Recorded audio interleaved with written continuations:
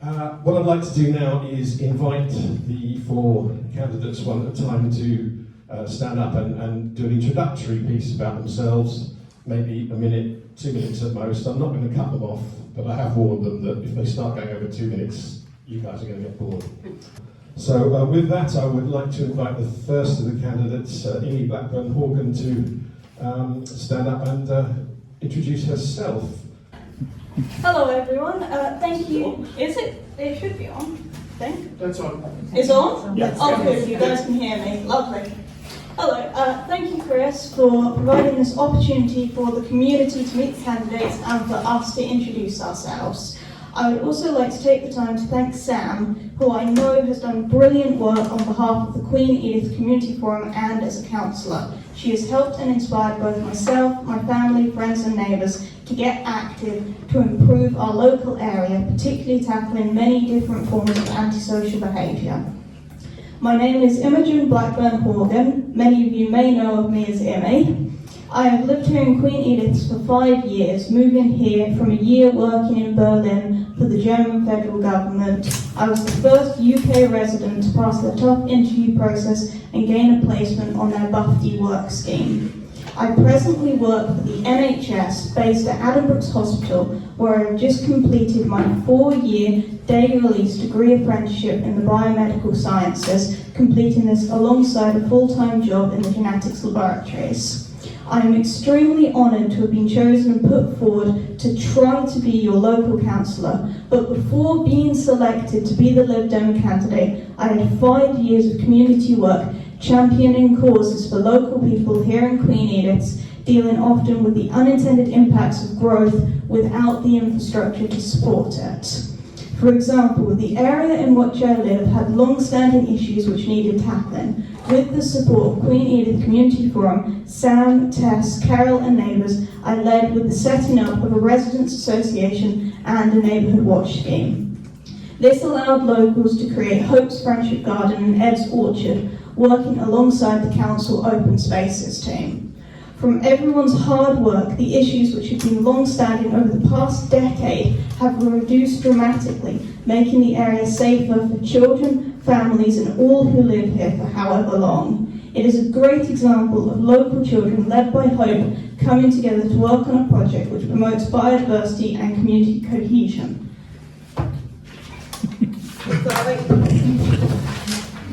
It had an unexpected bonus with the added benefit of showing the area is active, which has removed antisocial issues. I have a history of volunteering from my youth where, for example, I dealt with strategic issues such as commuter parking and pollution, through to on-the-ground projects such as creating a sensory garden for a young child with autism. As a registered young carer, I extended my work to enable a scheme where young people looked out for the older people living alone in our neighbourhood. Here in Queen Edith, from talking to local people on the doorstep, attending South Area committees and neighbourhood police committees for 5 years, it has emerged that there is an interest in neighbourhood watch schemes. I've been our coordinator for the past few years, working with our executive team, and I would be happy to put local streets and flats in touch with them. As you can see, I am particularly passionate about the value of volunteering in terms of how it brings local people together, recognising with our busy lives not all can or will want to take part, but can be involved just by having a central point to go to. A project led by Sam, I and many other locals with Community Payback and the Council SOS team helped in clearing Joy's Garden, another example of how local energy can improve everyone's day-to-day experience of living in Queen Edith's. This is the approach I passionately believe in and will continue now I am working part-time to actively participate in locally, whether or not you choose me as your candidate. Thanks for listening.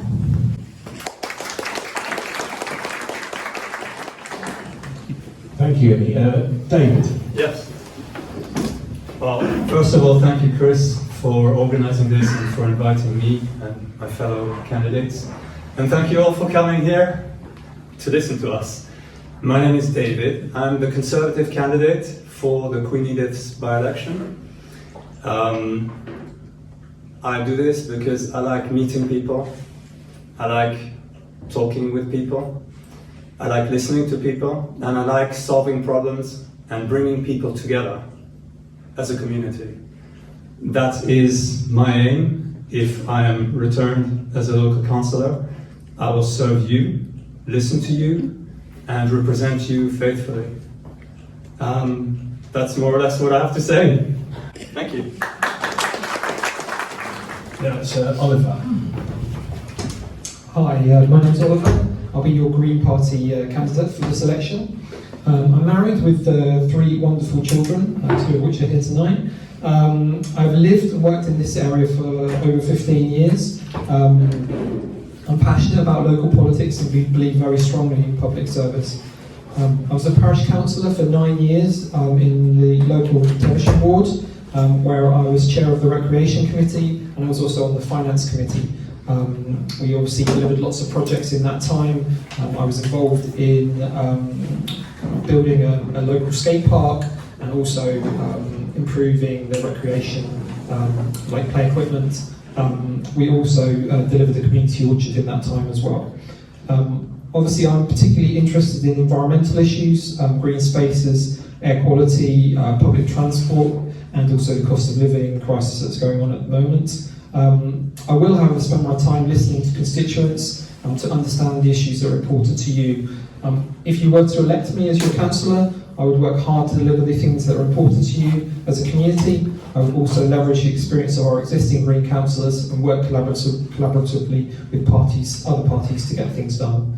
Cambridge is a wonderful place to live, and I want to do my bit to make the life here even better.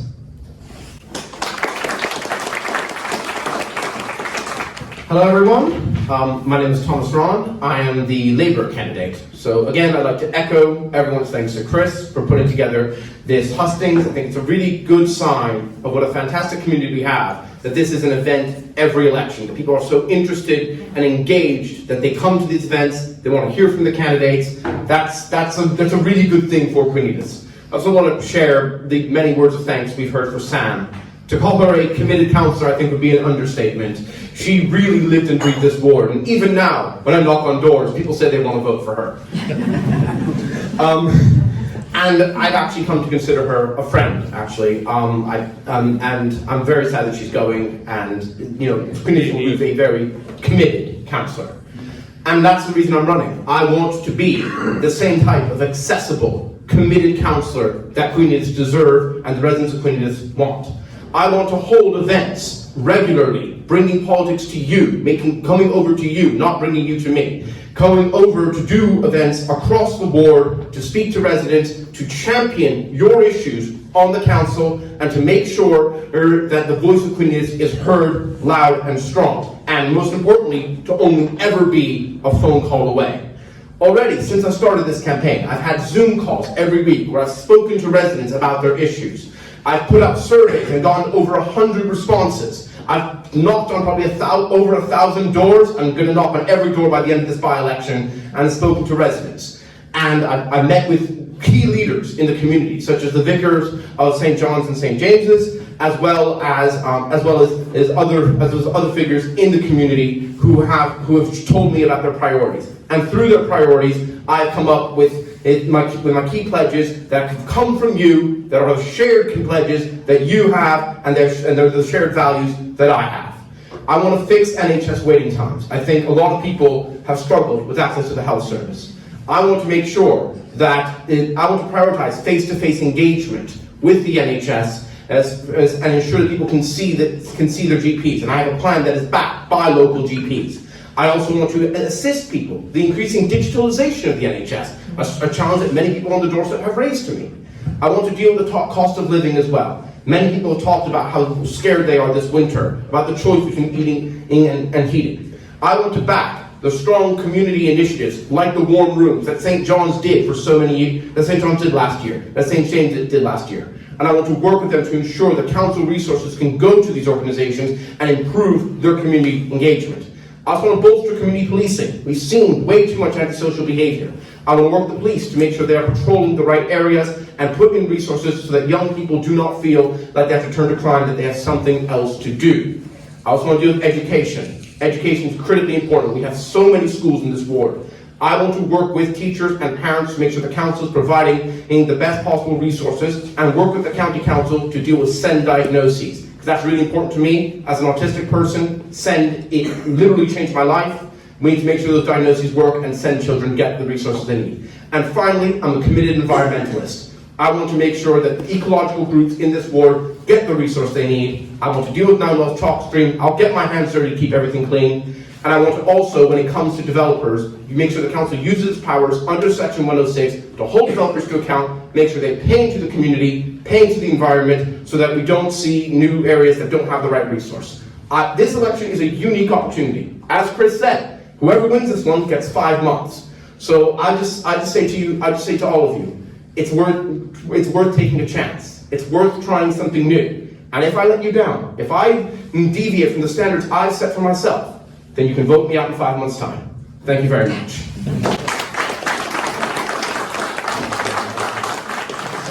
That's terrific. 4 really good introductions there. Thank you very much, all of you, for those. I've got a couple of questions now, which are general ones that we kind of put at most of these hustings. After the break, we'll have. I've got 3 or 4 questions. If we've got 3, certainly, I would imagine we'll have time for, which have been submitted by the public. But the questions that I really would like to generally put, the first one is, what are the main issues you're seeing here in Queen Edith at the moment? Because in every case, you seem to have connections with the ward, you seem to be committed with the ward, which isn't always the case with people who are standing. So what are the main issues you're seeing in Queen Edith? And what would you like to see done about them? And as a city councillor, what do you think you'd be able to do about them? So I don't live in this community. I work nearby. So I'm not kind of as familiar with the issues that's specific in this area. But obviously, can pick up from some of the things that have been said tonight. Obviously, I would be focused on things like the green spaces. Spaces for children to play, etc. And also, I think what Thomas was talking about with the antisocial behaviour, if that is a particular issue within the community, that's something that I would certainly be focused on. I'm very interested in what young people, what access to services for young people is very important to me since I've got a young family. Those are the kind of areas that I would focus on. Thanks very much. Thomas. Hi. Well, I think I covered on a number of these issues in my opening address, and they are issues that have come to me from residents in response to the surveys I've put out. Many of you will have seen the surveys that I've put out. Like I said, healthcare is a big one. People are worried about the NHS. The cost of living, people are very worried about this winter and the state of their finances. And as well as education, antisocial behaviour, and the environment. Those are the main ones. And transport is a big one. I mean, the number of times people talk about potholes or the roads being congested, that's come up a lot. I think that we have to remember that this is such a wide ward. There are many different parts of the ward. So there's some parts where antisocial behaviour is not an issue, but there are other parts where it absolutely is. And that's why I want to continue to be a strong council that's going to listen to everyone in the ward, that's going to be going through all the streets of the ward and ensuring that all the issues are listened to. And I also want to do events across the ward in the different varied parts of the ward so people know they can see me. One of the events actually I'm going to mention is I'm doing a Meet the Candidate night next week at Rock Road Library. The invites are on that table, so I'm going to get it. So the chance for people to come and talk to me about their issues in an informal setting and see what I can do. I can tell you already that my city council colleagues, the executive council, have gotten a lot of emails from me raising casework and raising issues, and that's not going to stop if I'm elected. They've already said that they're expecting their email files to increase if I make it in. So yes, I think those are the main issues that I've heard of, and I think that I will continue to prioritise them as I've already done. For example, when I applied for environmental improvement funding in this ward, that hopefully will be approved. Fingers crossed. Thanks very much, Thomas. Immy. So, as I've already mentioned, in my area I've set up a residents association and a neighbourhood watch group, which has enabled a reduction in the antisocial behaviour issues that we are facing in our area. In my canvassing and speaking to people from outside of my small corner of Queen Edith's, I've seen the same issues that I've seen in the meetings that I've gone to with the neighbourhood police and the South Cambridgeshire meetings.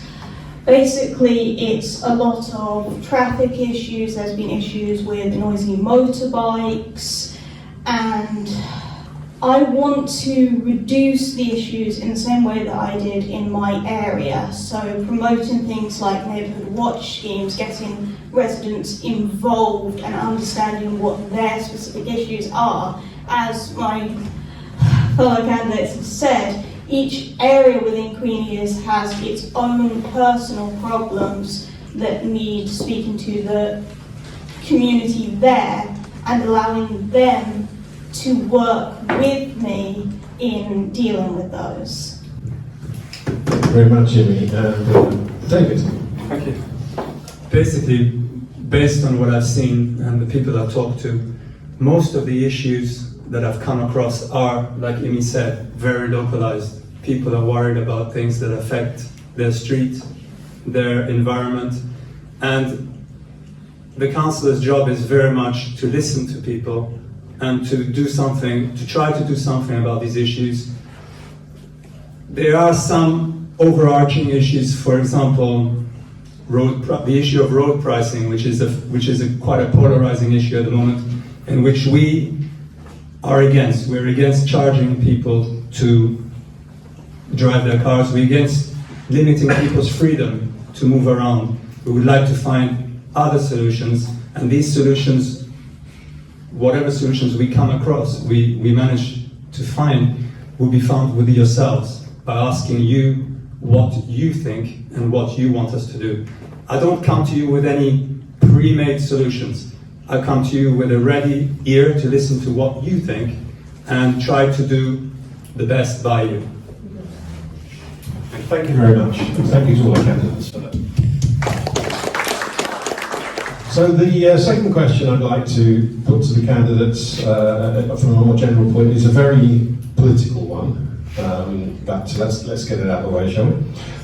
For the first time in many years, Cambridge City Council has councillors on it now from 4 different parties, and one who's left their party, I believe. So 2 questions.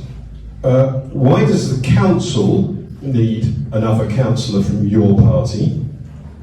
And why does Queen Edith need a councillor from your party? In one case, another councillor from your party, in the other case, a first councillor from that party.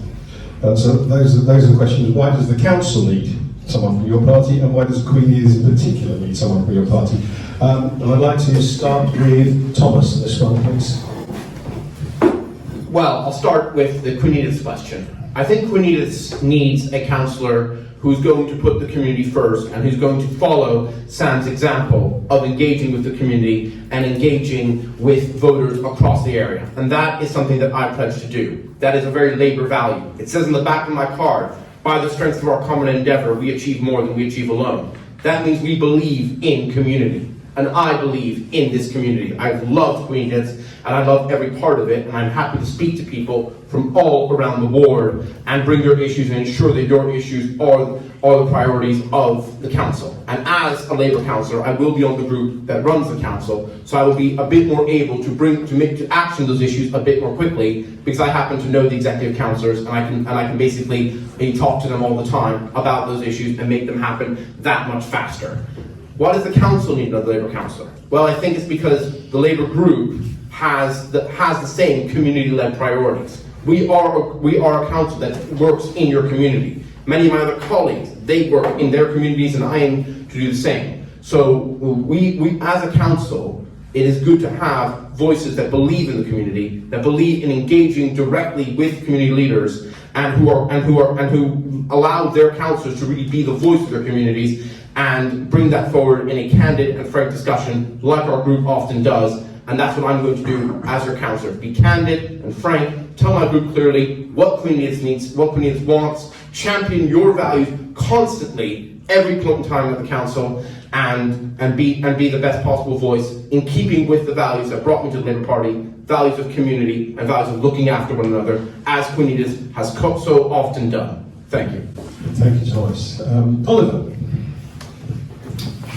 Yes, so why does the council need more green councillors? So I think over the last few years the numbers of green councillors has been growing, and obviously the more councillors are elected, the louder that voice becomes. I think our existing councillors are doing great work. I know that the existing council as well, and obviously I would add my voice to their voice, and we would continue to kind of work with other groups and work within the community on projects that deliver great things for all of you. Why does Queen Edith need more green councillors? Well, I guess we're in the city here, so the issues that I kind of see and things are really probably around like pollution and congestion. Those are big issues, and I guess that's something that's been debated a lot over the last year.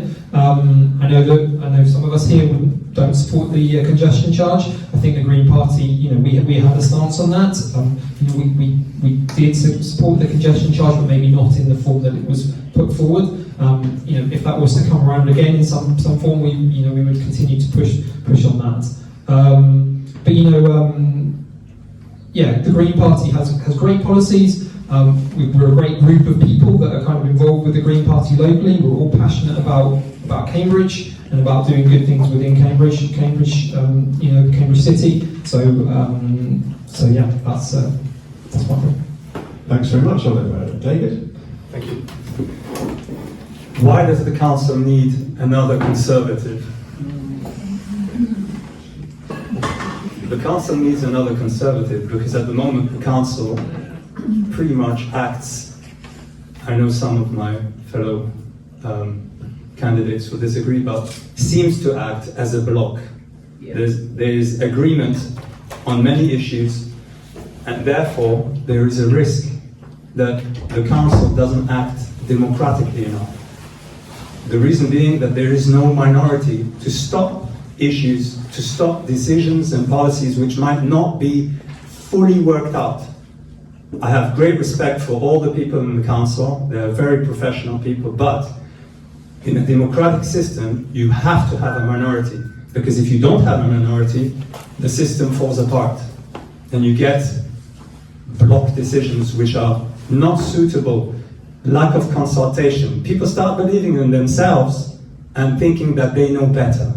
So this year, we managed, as you pointed out, Chris, we managed for the first time in 12 years to insert one Tory councillor on the council. And the very fact that he was elected led to the stoppage, I don't say the cancellation, but the stoppage of a policy that wasn't fully worked out, right?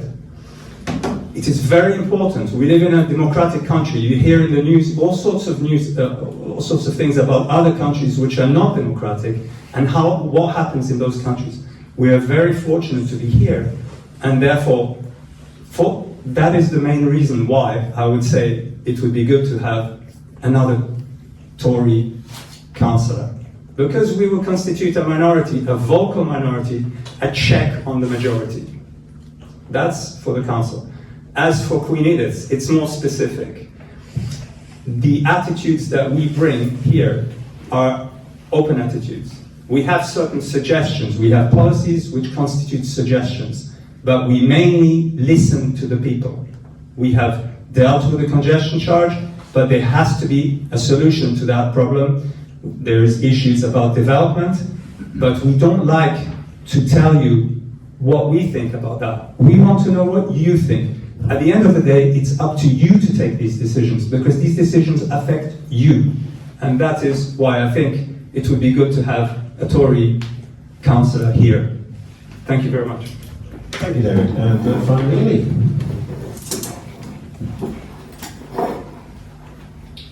So the Liberal Democrats aim to be the party of the community, and as many of you may have seen me working and volunteering for many different things within Queen Edith's. I've been at many of the skip days. During COVID, I was part of the Happy to Help scheme, helping people to obtain prescriptions and working at the food bank and running their small little cafe to help people during those tough times. What I aim to do in Queen Edith's is to promote community, to promote people's views and listen to their problems. One of the issues we had, and I'm sure you've seen it in your areas, is pavement parking. So I worked with RNIB, an organisation for partially sighted people, to produce a film to show the dangers of pavement parking to people like them, or people in wheelchairs, or just cyclists, just to raise awareness and help people, and that's what I aim to do. Raise awareness of issues and find ways to help the local people. Thank you very much. Councillor Davis, who is retiring, was the first councillor I can remember who wrote to us every week with her news and opinions. I found it really engaging. If elected, will you do the same?